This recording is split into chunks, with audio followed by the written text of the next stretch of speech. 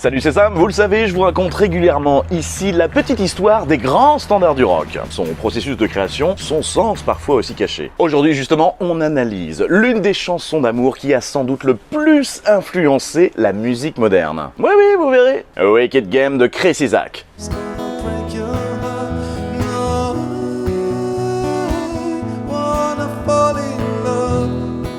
On est en 89 et c'est sur l'album Earth Stupid World. Chris Isaak, c'est qui? Un ancien boxeur californien devenu chanteur, voire acteur. Oui, parce qu'on l'aperçoit dans le Silence des agneaux, dans le film Twin Peaks ou encore un épisode de Friends. Prénom, Christopher Joseph. Naissance à 1h20 de San Francisco, d'où la pochette. Sa gratte blanche, mythique, est un prototype unique de Gibson. Et puis bon, vous connaissez aussi le chanteur, notamment pour cette chanson. Ouais, enfin là on est 6 ans et 2 albums après la sortie de Wicked Game. Une chanson à se dire écrite sans effort, toujours agaçant. Un morceau sombre, une sorte de ballade Mossad à la Roy Orbison, un des pionniers du rock'n'roll. Mais si tu connais! Le pire, c'est qu'Isaac cherchait à écrire sur autre chose que l'amour. Oui bon, vu le nombre de reprises prestigieuses de Wicked Game, jusqu'à même influencer le son de Lana Del Rey, de The XX ou The Weeknd, il a bien fait, non? Même le chanteur de Metallica a dit que cette chanson l'avait aidé à enregistrer le Black Album. Bon, je veux pas le... Ok.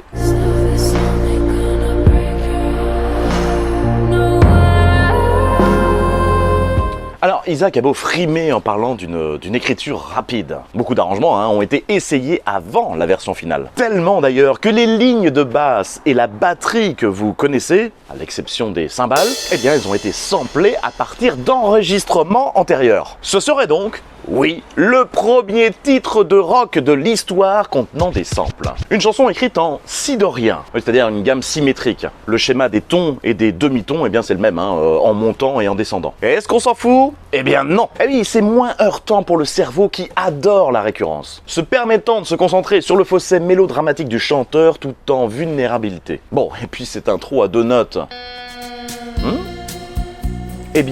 Écrit et joué, comme le solo d'ailleurs, par James Calvin Weasley, un ancien bassiste punkeux des Avengers. On se calme, c'est évidemment un groupe des années 70. Le tout est joué sur une Stratocaster de 65 avec reverb, delay, un vibrato tout doux, bref, parfait pour les paroles qui sont loin d'être romantiques.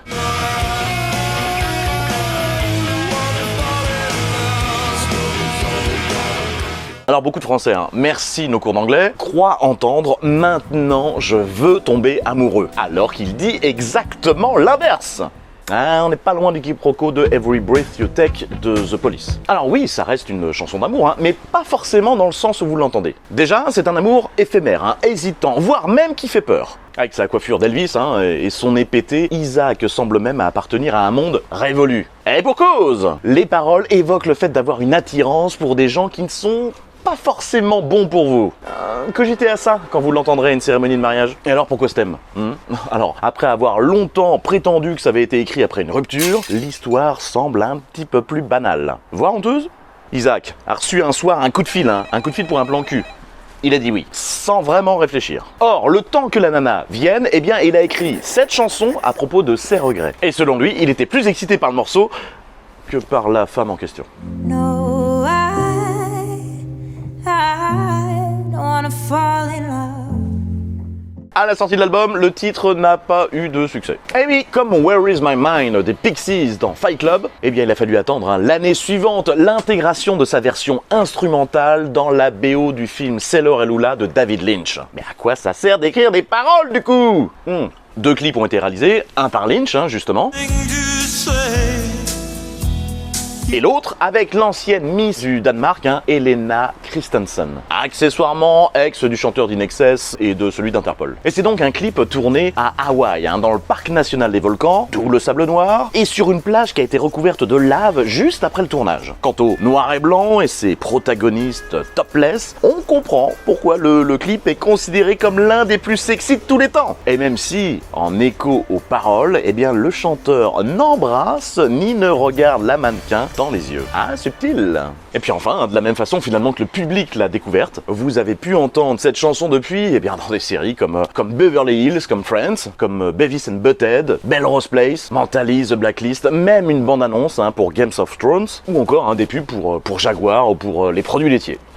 Le rapport sexuel, évidemment.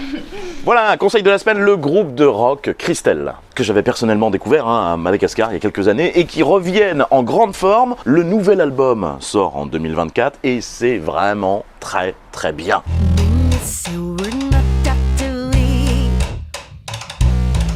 Merci aux tipeurs, souscripteurs YouTube et acheteurs de la boutique. Aux autres, merci aussi pour vos partages, pour vos likes, c'est important pour moi. Et puis à très vite.